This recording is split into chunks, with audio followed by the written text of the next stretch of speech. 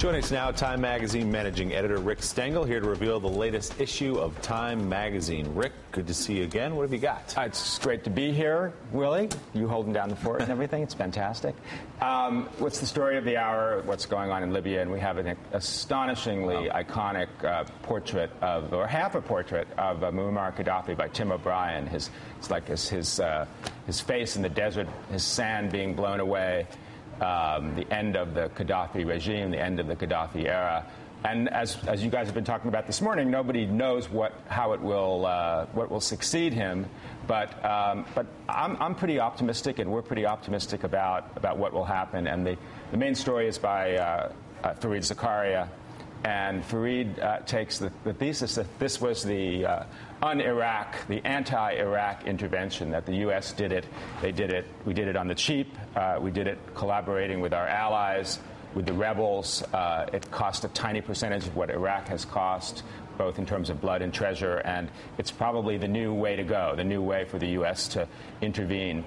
Unfortunately, I think that phrase "leading from behind" connotes some negative things, but in fact, you can lead from behind, and this is a model of how the U.S. probably will be involved in global affairs, from now on. Fareed calls it winning from behind. Winning from behind, yes. He writes, the president's critics on the right were merciless in describing his strategy as weak.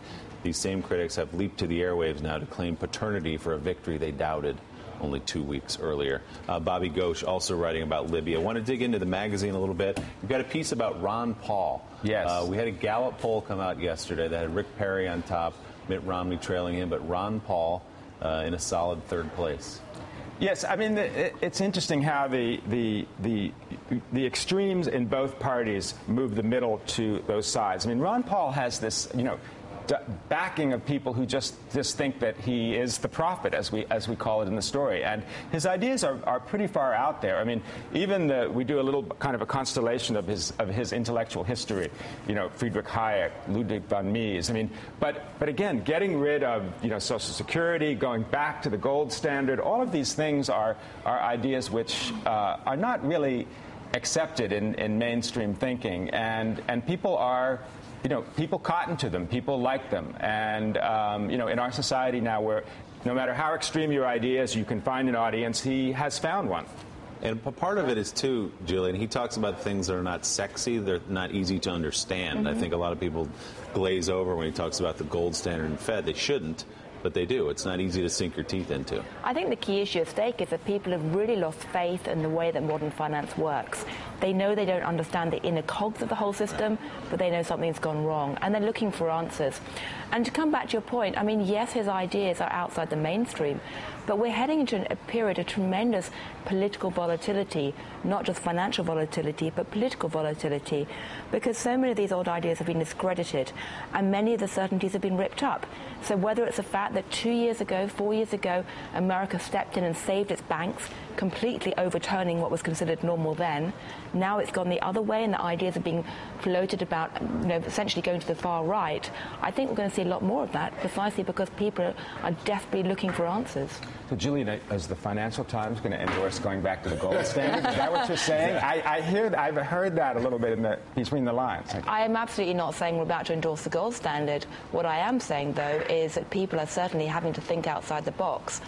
And the reality is that the last 4 decades have been marked by an extraordinary explosion in the creation of credit, partly because there has been no anchor for the system other than faith in central bankers. And the key point to realize is that faith in central bankers is now crumbling, so it should be no surprise that people are looking frantically for answers elsewhere. I think what is interesting about Ron Paul is he has a solid and consistent following. But because he has not used it in a political way, like the Tea Party, it's not like anyone that is in the race is gravitating towards saying the Ron Paul vote is a vote I need to win. So it's fashioned in a more ideal kind of movement than in a political movement with a threat to impact someone's campaign. So he's clearly, I think it's right to call him more of a prophet than a power broker, because I don't think he's trying to broker power as much as broker new ideas. So I think even though I may not agree with a lot of it, I think his persona and the political imagery that he has created is much different than those that say, I'm going to take this position to leverage it into something else. He's more of an idea kind of candidate, which is unusual. In some ways, he's a teacher. He's not delusional about the idea that he could actually win the presidency. He feels that he wants to get these ideas out in the conversation, in the currency. And I think there are people in the Republican Party who would indeed be gunning for his vote. I mean, Rick Perry has to think, you know what, I can get some of those Ron Paul voters, and if I talk about the Fed, if I talk about the gold standard, and, they have to go somewhere. Yeah, I think Perry might have Romney, Bachmann if she understood it. I think the other problem, of course, is that people are sort of bored and scared of talking about the minutiae of the budget and sort of, $2 trillion there. A lot of that argument seems to go round in circles, and a big, bold alternative idea has a lot of resonance as a result. Rick, it's a great issue. You've got another piece, destroying houses and 3 other radical ideas that could jumpstart the economy. Right. It's a terrific piece by Massimo Calabresi and Stephen Gandel about how we aren't really going to fix the economy or jumpstart the economy unless we do something about housing in America. Housing is where most people's wealth is. And in fact, there's some radical ideas, some counterintuitive ideas that we actually have to knock down a lot of these houses. We have to increase foreclosure because you have to clear the market. And it's tough love and tough medicine, but it's what we need to do. All right, Rick Stengel, we'll look at the cover again. Let's look at that again. Remarkable. Yes, Tim O'Brien. Tim O'Brien. Beautiful work.